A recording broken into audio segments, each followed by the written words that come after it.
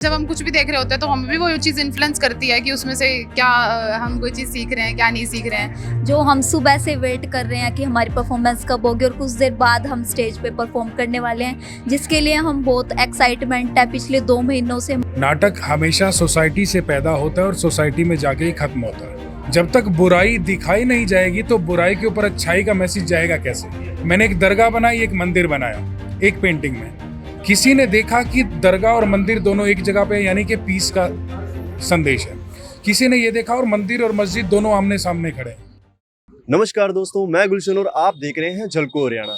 तो दोस्तों, मैं आज आपको एक ऐसे शख्स से मिलवाऊंगा जिन्होंने बहुत सारे यूथ फेस्ट के अंदर बच्चों को सिखाया है। तो वो डायरेक्टर हैं यूथ फेस्ट के, यानी कि जो चौधरी देवीलाल यूनिवर्सिटी है, उन्होंने उनको हायर कर रखा है। आज उनसे बातचीत करेंगे और जो उनके स्टूडेंट है या फिर जिनको वो सिखा रहे हैं उनसे भी थोड़ी बहुत बातचीत करके आपको इस वीडियो में दिखाएंगे। तो अभी ले चलता हूँ आपको उन्हीं के पास। और हाँ, आपको एक बात बता दूं, वो ना तो आए हैं राजस्थान से, ना आए हैं वो मध्य प्रदेश से, वो सीधा आए हैं जो बॉलीवुड इंडस्ट्री के अंदर भी काम करते हैं, यानी कि बॉम्बे के अंदर। तो बॉम्बे से सिर्फ यहाँ पर सिरसा के अंदर आए हैं बच्चों को सिखाने के लिए। तो आज उनसे बातचीत बहुत ही इंटरेस्टिंग होने वाली है, तो इस वीडियो को दबा के शेयर करें। तो अभी ले चलता हूँ आपको उन्हीं के पास। नमस्कार जी। नमस्कार जी, आपका नाम बताएं पहले तो हमारे दर्शकों को। मेरा नाम चंचल है। जी, तो अभी आपने किस चीज़ में पार्टिसिपेट कर रखा है? मैंने संस्कृत ड्रामा में पार्टिसिपेट किया है। तो पहले तो आप हमारे दर्शकों को ये बताइए कि आपको युवा महोत्सव में भी पार्टिसिपेट किया है, तो आपको किस चीज़ ने प्रेरित किया कि आप युवा महोत्सव में पार्टिसिपेट कर रहे हैं? प्रेरित तो ओवरऑल डेवलपमेंट की हमें खुद को होता है कि हमारी ओवरऑल डेवलपमेंट होगी, हम कुछ नई चीज़ें सीखेंगे, कोऑपरेशन सीखेंगे और एक्टिंग जिसमें मुझे इंटरेस्ट है, थिएटर को करिकुलर, बस इसीलिए कि सेल्फ मोटिवेशन भी था और कुछ डेवलपमेंट के लिए भी। अभी जब हम तैयारी करते हैं किसी यूथ फेस्ट के लिए तो महीनों तैयारी करनी पड़ती है उससे पहले, तो किन चुनौतियों का सामना करना पड़ा आपको? चुनौतियों का सामना तो सबसे ज़्यादा यही होता है कि उधर है हमारी क्लासेस लग रही हैं और इधर हमें परफॉर्म करने के लिए प्रैक्टिस करनी है, तो बस वही अपनी स्टडीज़ बैलेंस करनी होती है और सब तो सही चला जाता है। और इस बीच आपने क्या कुछ नया सीखा?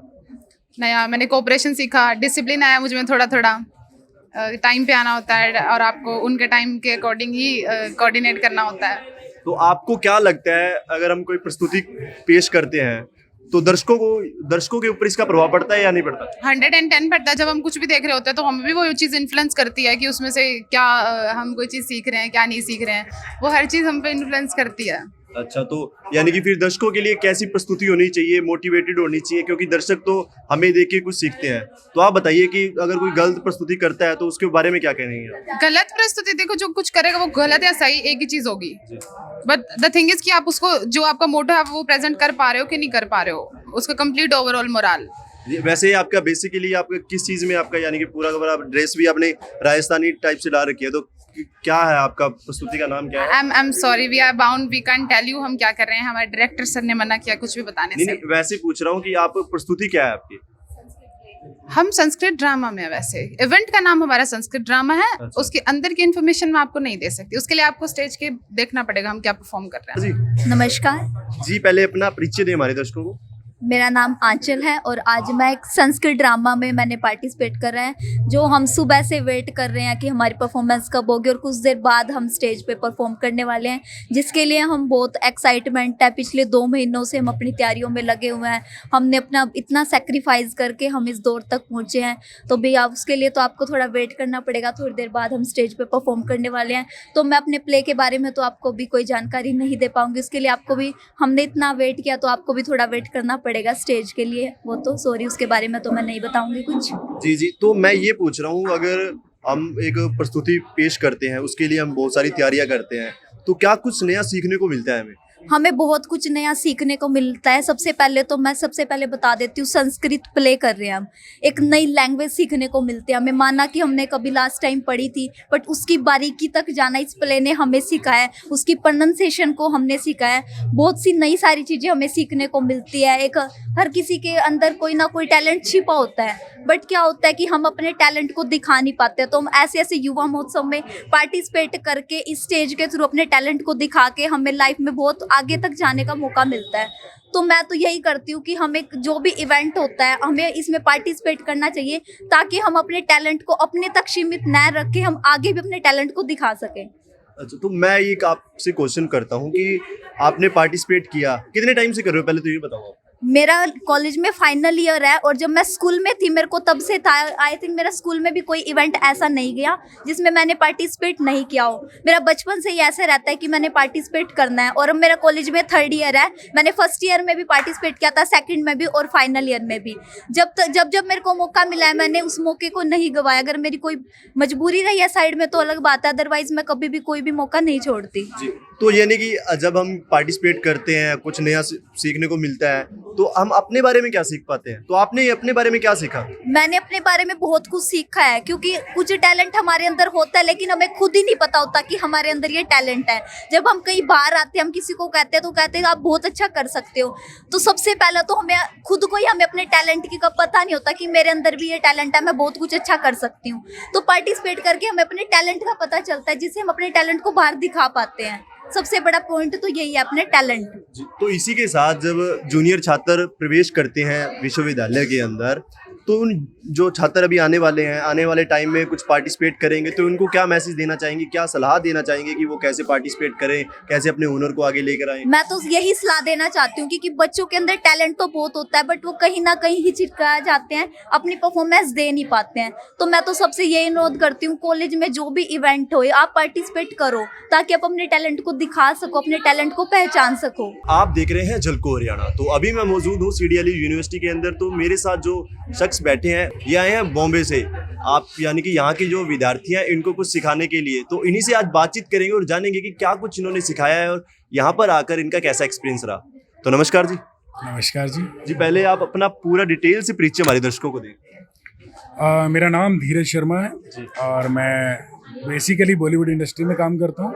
बॉलीवुड में? यस। और अभी मैं यहाँ पे थिएटर परफॉर्म करवा रहा हूँ और मुझे बुलाया गया है यहाँ के DYW की तरफ से कि यहाँ पे यूथ फेस्टिवल के लिए। तो ये मेरी कुछ परफॉर्मेंसेस हैं जो कि हिंदी नाटक है, संस्कृत नाटक है, स्किट है, माइम है और मिमिक्री है। तो सर आप यानी कि अब 3 आपने बताया है कि संस्कृत और हिंदी, यानी कि इसमें क्या संदेश आप दर्शकों को देना चाहते हैं? देखिए, नाटक जो होता है ना, नाटक सोसाइटी से निकली हुई एक आर्ट फॉर्म है। नाटक हमेशा सोसाइटी से पैदा होता है और सोसाइटी में जाके ही खत्म होता है। हमें समाज से जो मिलता है, नाटक कहा जाता है theatre is a mirror of society. तो आपने जो समाज में देखा, आपने उसे ग्रैब किया, उसको डिज़ाइन किया और उसके बाद वही सोसाइटी को वापस फेंक दिया। अब इसमें क्या होता है ना कि कई बार क्या है कि हम अपनी डेली रूटीन में जो ज़िंदगी देखते हैं, हम देखते हैं कि कोई किसी के साथ मिसबिहेव कर रहा है, कोई किसी के साथ दुर्व्यवहार कर रहा है, कोई किसी को डोमिनेट कर रहा है। हम ये चीज़ें स्कूल कॉलेजेस में सिखाते हैं, लेकिन वही चीज़ जब हम नाटक के थ्रू ऑडियंस को दिखाते हैं ना, तब वो एक अच्छे तरीके से मैसेज कन्वे होता है कि what we should have to do और व्हाट नॉट। जी, तो जैसे कि आपने अभी बताया है कि नाटक कैसे दर्शकों को अपनी ओर खींचता है, कैसे सोसाइटी के अंदर उस चीज़ की छाप छोड़ता है। जी, अब कुछ चीज़ें अभी नेगेटिविटी भी दिखा रहे हैं लोग, उसके बारे में आप क्या कहना चाहेंगे? नेगेटिविटी से आपका तात्पर्य है? जी बताइए। जी, जैसे अभी कुछ अश्लील चीज़ें हैं, तो आपको क्या लगता है कि अगर अश्लील चीज़ें दिखाने से या फिर ऐसी नशे वाली चीज़ें दिखाने से जो आज का यूथ है वो उस तरफ अग्रसर होगा ना? क्योंकि जो हम देखते हैं वही हम करते हैं, ऑब्जर्व करते हैं। इसके बारे में बताइए कि कैसा होना चाहिए? देखिए, मुझे ये लगता है कि अगर हम सिनेमा की बात करते हैं तो सिनेमा में ये चीज़ें बहुत अच्छे तरीके से दिखाई जा रही है, बहुत लाउड लेवल पे दिखाई जा रही हैं। चाहे हम वल्गैरिटी को लेके बात करें, चाहे हम सेक्सुअलिटी को लेके बात कर रहे हैं, चाहे हम ड्रग्स को लेके बात कर रहे हैं, ठीक है। लेकिन ये सब चीज़ें निकलती तो हमारी सोसाइटी से ही है ना। दूसरी चीज़ ये है कि जब हम थिएटर की बात करते हैं, देखो हर चीज़ एक राम इसलिए बने क्योंकि रावण बड़ा था। जब तक बुराई दिखाई नहीं जाएगी तो बुराई के ऊपर अच्छाई का मैसेज जाएगा कैसे? अगर हम ये नहीं दिखाएंगे कि ड्रग्स चल रहा है, अगर हम ये नहीं दिखाएंगे कि सेक्सुअलिटी बहुत पीक पे जा रही है, अगर हम ये नहीं दिखाएंगे कि ब्रेन ड्रेन हो रहा है, तो उसका सोल्यूशन कैसे निकलेगा? इसका मतलब ये हुआ कि हम उसको कहीं पर्दे में ढक देना चाहते हैं कि लोगों तक पता ना चले। अब आप एक बात देखिए कि आज के टाइम पे जितना सोसाइटी ओपन है, ठीक है, आज से 20 साल पहले चले जाओ, गांव में जो पंचायतें बैठती थी, खाप पंचायतें होती थी, उससे पहले जो थी सती प्रथा चलती थी कि अगर आपका शोहर, आपका आदमी मर गया है तो उसकी बीवी को भी उसके साथ जला दिया जाता था। तो उस समय क्या होता था, उस समय तो ना वल्गैरिटी थी, पर्दे में थी चीज़ें, ना इतना नशा था, ना सेक्सुअलिटी थी। उस समय जो डोमिनेशन था, वो डोमिनेशन और आज डोमिनेशन की अगर हम आज बात करते हैं, दोनों में डिफरेंस की बात करते हैं ना, तो उस समय जो दुर्व्यवहार लड़कियों के साथ हुआ पर्दे में रहने के बावजूद, आज उस लेवल का नहीं है। तो मुझे लगता है कि पॉजिटिव और नेगेटिव का हमें कभी भी आर्ट को शेड्स में नहीं देखना चाहिए, ब्लैक रेड वाइट नहीं। आर्ट एक आर्ट पीस है, आप उसको आइए, उसको देखिए। हर अब आपने एक सवाल पूछा है कि नाटक का क्या संदेश है। देखिए, संदेश नाटक जो होता है या थिएटर कोई भी आर्ट फॉर्म है, ये सब्जेक्टिव होती है। मतलब मैंने एक पेंटिंग बनाई, उस पेंटिंग से किसी ने क्या देखा, किसी ने क्या देखा। मैंने एक दरगाह बनाई, एक मंदिर बनाया एक पेंटिंग में। किसी ने देखा कि दरगाह और मंदिर दोनों एक जगह पे, यानी कि पीस का संदेश है।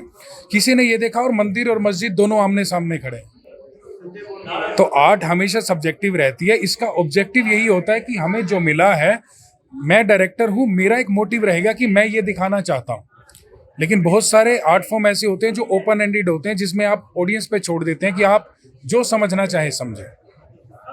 और अगर मैं इसको सम अप करूं मेरी सारी बातों को, तो इसका सम अप ये है कि देखिए, आर्ट सोसाइटी से निकलता है, सोसाइटी में जाता है, और आर्टिस्ट कभी भी सोसाइटी के पतन की या डिस्ट्रक्शन की बात नहीं करेगा। वो हमेशा अगर बुराई भी दिखाएगा, वो इसीलिए दिखाएगा कि this is what happening in the society and this is what we should do.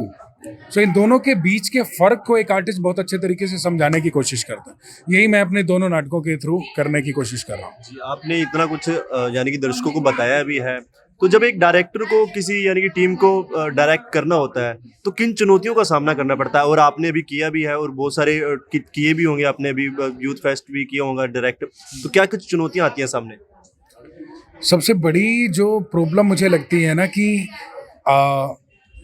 जब हमने सीखना शुरू किया था ना, तो एक गुरु शिष्य की परंपरा थी आर्ट फॉर्म्स में, चाहे वो संगीत है, चाहे वो डांस है, चाहे वो थिएटर है। आज के टाइम पे ना वो गुरु शिष्य परंपरा धीरे धीरे खत्म होती जा रही है, जिससे क्या स्टूडेंट्स का जो इनडिसिप्लिन है वो कहीं ना कहीं उस आर्ट फॉर्म को फीका कर देता है।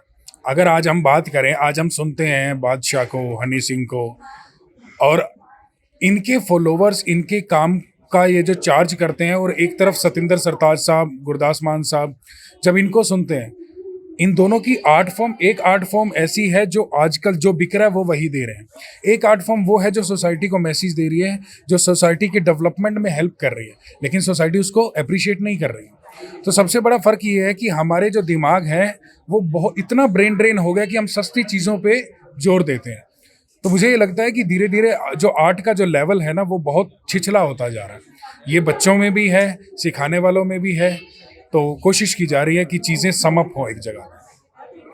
तो इसी के साथ हम अपनी बातचीत यहीं पे समाप्त करते हैं और मिलते हैं एक नेक्स्ट वीडियो के साथ। कैमरामैन विशाल के साथ झलको हरियाणा, गुलशन, सिरसा।